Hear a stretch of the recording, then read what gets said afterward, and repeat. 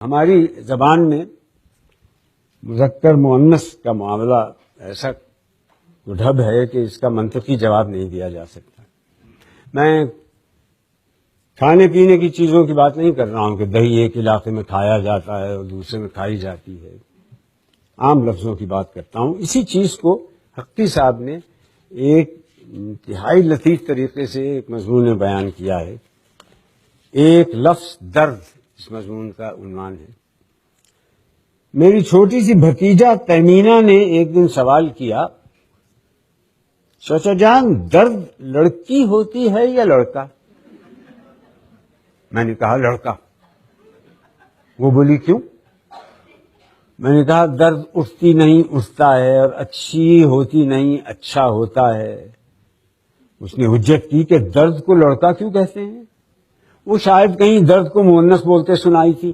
میں نے کہا اس لیے کہ وہ شریر ہوتا ہے، تنگ کرتا ہے. لڑکیاں تو شرارت نہیں کرتی، وہ تو تکلیف نہیں پہنچاتی، آرام پہنچاتی ہیں نا. وہ بولی مگر تکلیف تو لڑکی ہے اور آرام لڑکا.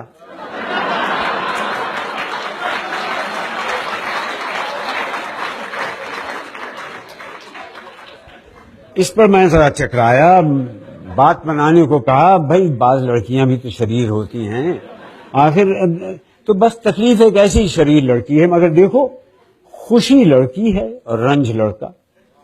اکثر اچھی اچھی چیزوں کو لڑکی ہی بنایا گیا ہے. اس پر وہ کچھ سوچ میں پڑ گئی. پھر بولی اچھا تو ان چیزوں کو لڑکا اور لڑکی کون بناتا ہے؟ میں نے کہا بولنے والوں نے بنایا ہے، جیسے اللہ میاں نے کسی کو لڑکا کسی کو لڑکی بنا کر بھیج دیا ہے. کہنے لگی وہ تو اس لیے بناتے ہیں کہ بڑے ہوں گے تو ان کا بیاہ ہو جائے گا. تو کیا درد اور تکلیف کا بھی بیاہ ہو سکتا ہے؟ اس کی منطق میرے لیے خاصی ٹیڑھی کھیر بن گئی تھی. پہلے تو میں فقط ہنس دیا ذرا مہلت لینے کے لیے کہ کوئی نکتہ سوجھے تو اس کو کچھ بتاؤں. کچھ نہ کچھ تو مجھے کہنا تھا. میں نے کہا ہاں ہو سکتا ہے، بلکہ ہوتا ہے. جسمانی درد کا دلی تکلیف کے ساتھ جوڑ لگتا ہی ہے، دونوں ایک ہی ذات کے ہیں. تیمینہ پوچھنے لگی پھر کیا ان کے بچے بھی ہوتے ہیں؟ میں نے کہا ہاں ضرور ہوتے ہیں. آہیں آنسو کراہیں سبکی سسکی.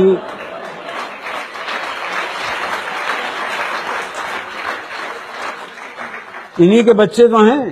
آنسو کو شاعر لوگ شریر لڑکا ہی بتاتے رہے. آنسو ٹھہرتا نہیں، گھر سے نکل پڑتا ہے.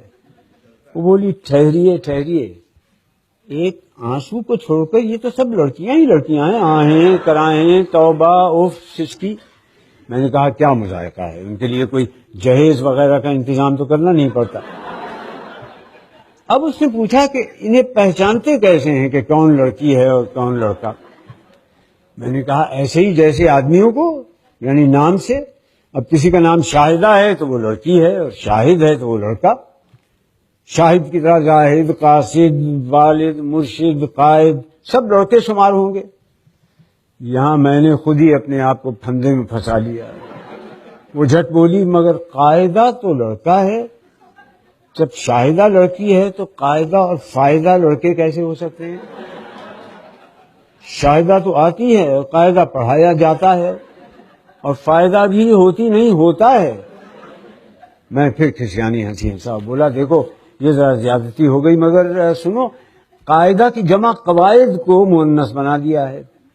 وہ فوراً بولی قواعد بن جاتے ہیں یا بن جاتی ہیں؟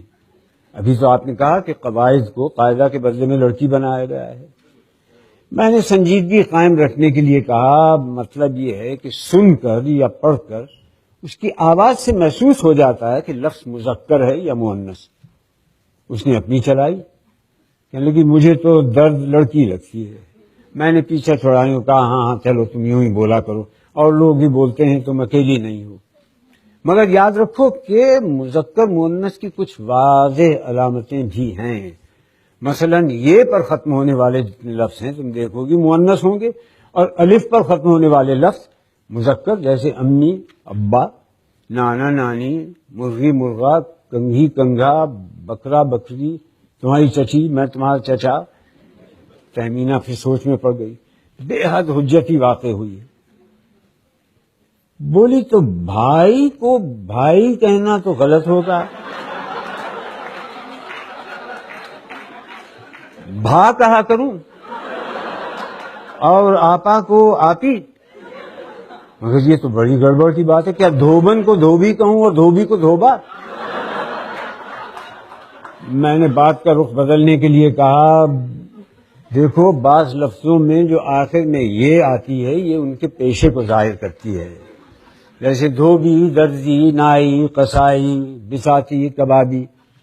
بولی تو یہ سب آپ کیا کہتے ہیں مؤنث ہیں، اور ماما آیا کیا کہتے ہیں مذکر، تو آیا آئی کہ آیا آیا؟ وہ پھندے پر پھندا ڈالتی جا رہی تھی، مجھے ایک ضروری کام یاد آ گیا، میں نے کہا ابھی تمہیں یہ باتیں سمجھانا بہت مشکل ہے۔